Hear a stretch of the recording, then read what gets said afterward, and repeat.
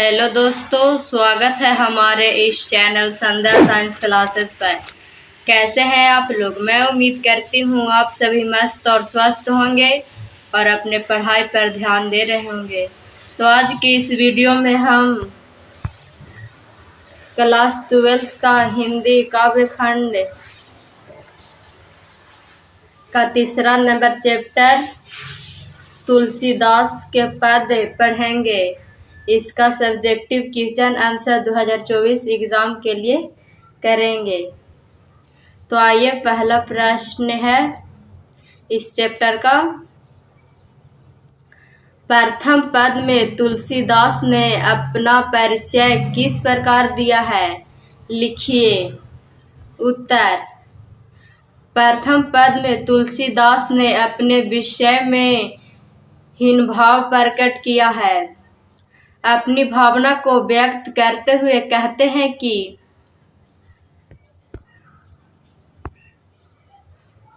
वह दीन पानी दुर्बल मलिन तथा असहाय व्यक्ति है। वे अनेकों अवगुणों से युक्त है।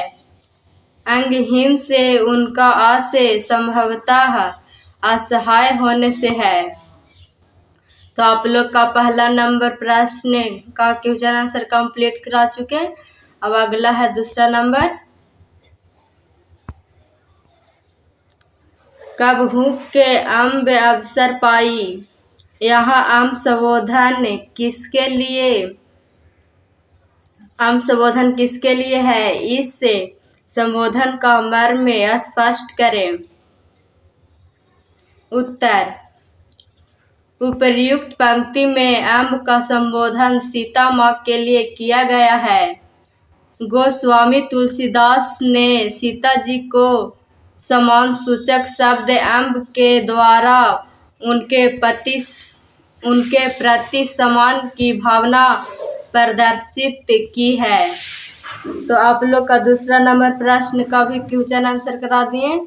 अब अगला है तीसरा नंबर प्रश्न। तुलसी सीता से कैसी सहायता मांगते हैं। तुलसी सीता से कैसी सहायता मांगते हैं। तो इसका उत्तर। तुलसीदास माँ सीता से भव सागर पार कराने वाले श्री राम को गुणगान करते हुए मुक्ति प्राप्ति की सहायता की याचना करते हैं। हे जगत की जननी, अपने वचन द्वारा मेरी सहायता कीजिए। तो आप लोग का तीसरा प्रश्न का भी क्वेश्चन आंसर करा दिए। अब अगला प्रश्न है चौथा नंबर। तुलसी सीधे राम से न कहकर सीता से क्यों कहलवाना चाहते हैं। उत्तर। ऐसे संभवतः तुलसीदास इसलिए चाहते थे क्योंकि उनको अपनी बातें स्वयं राम के समक्ष रखने का साहस नहीं हो रहा होगा। वे संकोच का अनुभव कर रहे होंगे। सीता जी सशक्त ढंग से जोर देकर उनकी बातों को भगवान श्री राम के समक्ष रख सकेगी। ऐसा प्रायः में देखा जाता है कि किसी व्यक्ति से उनकी पत्नी के माध्यम से कार्य करवाना अधिक आसान होता है। तुलसी ने सीता जी को माँ माना है तथा पूरे रामचरितमानस में अनेकों बार माँ कहकर ही संबोधित किया है। अतः माता सीता द्वारा अपनी बातें राम के समक्ष रखना ही उन्होंने श्रेयस्कर समझा। तो आप लोग को चौथा नंबर प्रश्न का भी क्वेश्चन आंसर करा दिए। अब अगला प्रश्न है पांचवा नंबर। राम के सुनते ही तुलसी की बिगड़ी बात बन जाएगी। तुलसी के इस भरोसे का क्या कारण है। उत्तर। गोस्वामी तुलसीदास राम की भक्ति में इतना अधिक निमग्न थे कि वह पूरे जगत को राममय पाते थे। शिवा राममय सब जग जानी, यह उनका मूल मंत्र था।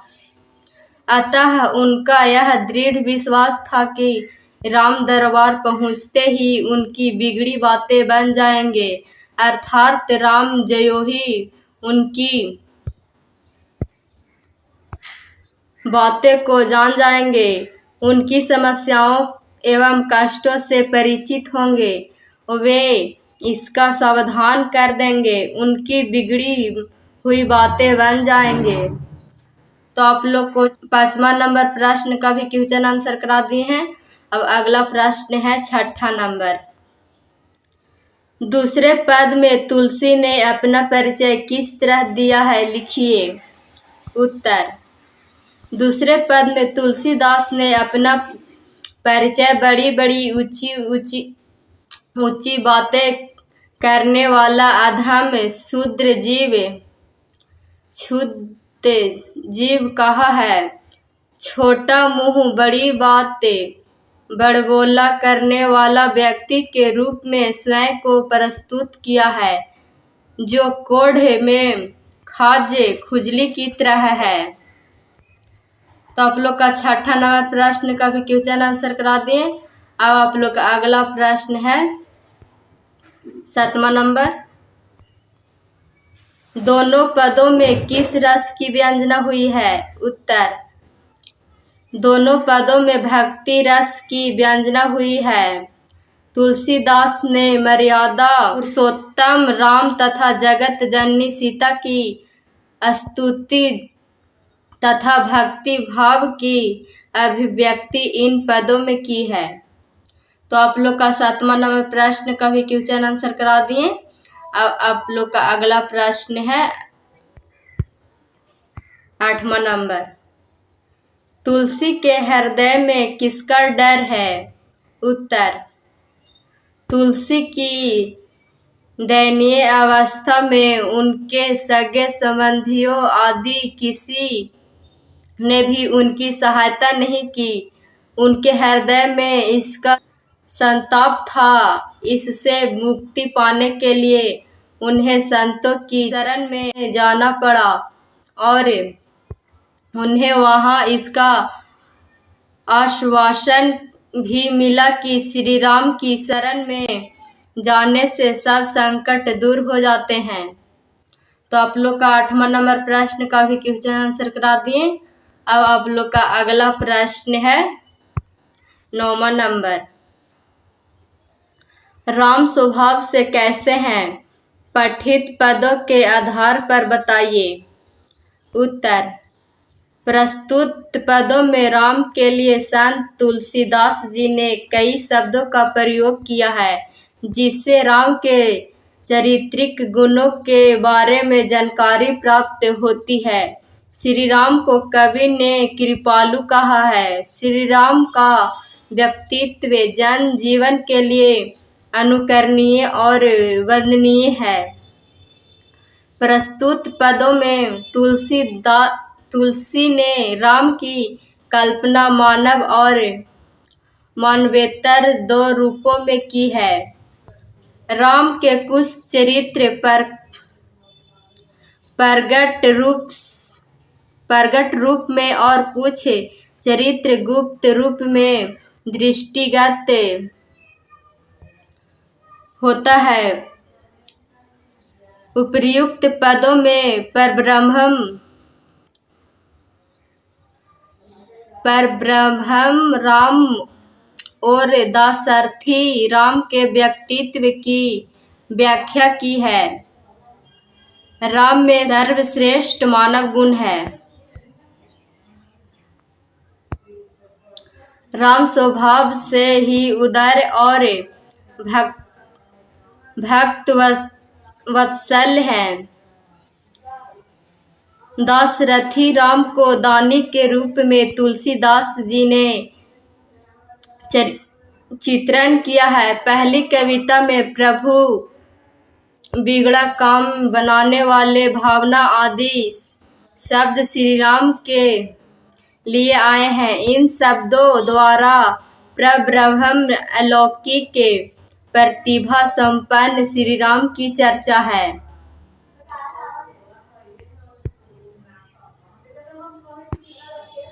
दूसरी कविता में कौशल राज्य दाशरथी राम गरीब नियाजू आदि शब्द श्री राम के लिए प्रयुक्त हुए हैं। अतः उपर्युक्त पदांशों के आधार पर हम श्री राम के दोनों रूपों का दर्शन पाते हैं। वे दीनबंधु कृपालु गरीबों के त्राता के रूप में हमारे समक्ष उपस्थिति होते हैं। दूसरी ओर कौशल राजा दशरथ राज्य आदि शब्द मानव राम के लिए प्रयुक्त हुआ है। इस प्रकार राम के व्यक्तित्व में भक्तवत्सलता, शरणागत वत्सलता, दयालुता, अमित ऐश्वर्य वाला अलौकिक शील और अलौकिक सौंदर्य वाला के रूप में हुआ है। तो आप लोग का 9वां नंबर प्रश्न का भी क्वेश्चन आंसर करा दें। अब आप लोग का अगला प्रश्न है 10वां नंबर। तुलसी को किस वस्तु की भूख है? तुलसी को किस वस्तु की भूख है? तो इसका उत्तर तुलसी जी गरीबों के त्राता भगवान श्री राम से कहते हैं कि हे प्रभु, मैं आपकी भक्ति का भूखा जन्म